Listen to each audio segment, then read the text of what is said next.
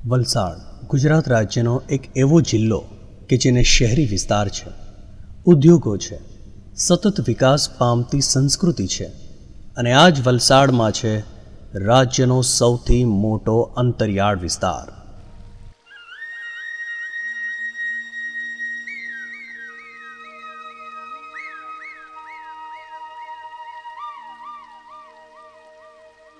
અંતરિયાળ વિસ્તાર કે જ્યાં અભાવ છે શિક્ષણનો, માળખાગત જરૂરિયાતના સંસાધનોનો, અભાવ છે જાગૃતિ રૂપી સૂરજના કિરણનો।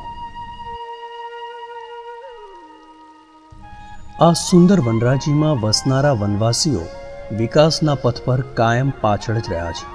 તેનું એક કારણ તેમને પોતાના આરોગ્ય પ્રત્યેની જાગૃતિનો અભાવ છે। એના માટે માહિતીના સંસાધનોનો અભાવ તેટલો જ જવાબદાર બની શકે, પરંતુ વનવાસીઓને પોતાના આરોગ્ય પ્રત્યે સભાન કરાવવા, તેમને વિકાસના પથમાં જોડવાનું બીડું ઉપાડ્યું છે યુનિસેફ।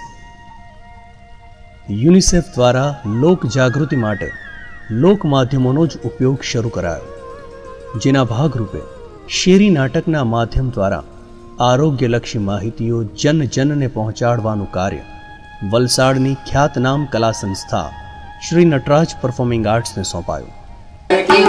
इसकी वजह है क्या ओ जानू मैं ये ना ओ, इसकी वजह है क्या ओ जानू मैं ये ना ओ, ला ला ला ला ला ला ला ला ला ला ला। केम छो, नमस्कार, सुस्वागतम। तो ना मेहती तो किया करे एनो खबर साबु केटलो मोंघो मळे, पैसा कमाता कमाता नाके दम आई जाय छे ने तू साबु थी हाथ धोવાની વાત કરે છે। ચાલ રા માંડી વાત, રોટલા ખાઈ લે। નહીં બાપુ, मैं साबु थी हाथ धोवा वगર રોટલા નહીં ખાઉં। साबु थी हाथ ધોવાનો બાપુ સંડાસે જવાનું, સંડાસથી આવી હાથ સાબુ થી ધોવાનું, સવારે ઉઠવાનું, સંડાસે જવાનું, સંડાસથી એ ડબો સાબુ સાબુ અરે ડબો સાબુ સાબુને શું કરો બાપુ? અમને મેથીએ કીધેલું કે સંડાસી આવ્યા સાબુ થી ધોવાના। અરે મેથી તો કિયા જ કરે, એને હું ખબર સાબુ કેટલો મોંઘો મળે। પૈસા કમાતા કમાતા નાકે દમ આવી જાય છે ને તો સાબુ થી હાથ ધોવાની વાત કરે। શ્રી નટરાજ પરફોર્મિંગ આર્ટ્સના યુવા કલાકારોએ વલસાડ જિલ્લાના 20 અંતરિયાળ ગામોમાં પહોંચીને પોતાના આકર્ષક અભિનય દ્વારા મનોરંજન પ્રેરક શેરી નાટકોના શોઝ કરીને વનવાસીઓને સ્વચ્છતા અને HIV એડ્સ અંગેની બને તેટલી માહિતી આપવાનો પ્રયત્ન કર્યો।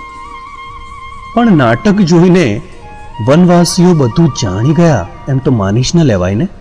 તો પૂછીએ લાભાર્થીઓને કે હવે તેમને મન સ્વચ્છતા કેમ જરૂરી છે।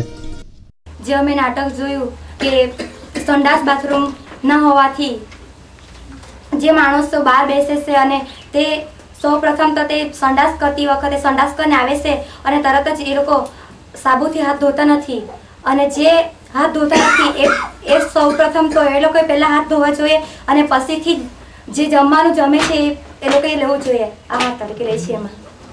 એટલે અમે એમાં શીખ્યા કે જો આપણે જે સવારે ઉઠ્યા અને સંડાસ ગયા અને સંડાસથી આવતા પહેલાં સાબુથી હાથ ધોવું જોઈએ, સાબુથી હાથ ધોઈને પછી ખાવું જોઈએ, તો આપણું સ્વસ્થ અને તંદુરસ્તી આપણા બાળકોને આપણે રહી શકાય। HIV ગ્રસ્ત વ્યક્તિને જે સોય વાપરવામાં આવી એ જ સોય વ્યક્તિને HIV છે તેનું લોહી લીધું ને કોઈ તંદુરસ્ત વ્યક્તિને આપી દીધું એ લોહી, તો એનાથી પણ HIV થઈ શકે છે। HIV એડ્સ વિષય પર તો બોલવા માટે અહીંયા ભણેલા પણ શરમાય છે, છતાં કેટલાક તો પોતાને મળેલી માહિતી અંગે દિલ ખોલીને કહે છે। એ HIV એક જાતનો જે રોગ છે એ આપણે આપણા શરીરના સંતોષ માટે બીજા કોઈ પણ એ પાસે જાય તો આપણને એમાં એ રોગ લાગુ પડી શકે કે આપણે કોન્ડમનો ઉપયોગ ના કરીએ તો થાય। एक तो डॉक्टर પાસે એક ઇન્જેક્શન વારંવાર વ્યક્તિને મારવાથી થાય, એક તો કોઈ વ્યક્તિનું લોહી તપાસ્યા વગર બીજી વ્યક્તિને ચડાવે તો થાય. હવે જોઈએ યુનિસેફના આ જાગૃતિ અભિયાન વિશે આ વિસ્તારના મેડિકલ ઓફિસરો શું કહે છે.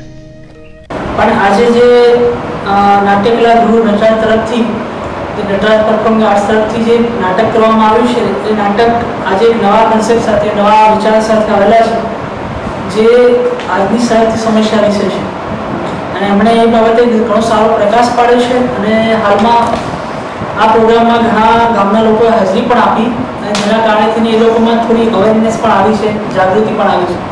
પરંતુ આવા પ્રોગ્રામો વધુ લાંબા સમય માટે અને વધુને વધુ થતા રહેવી અમારે मेडिकल ऑफिसर तरीके हमारी इच्छा है.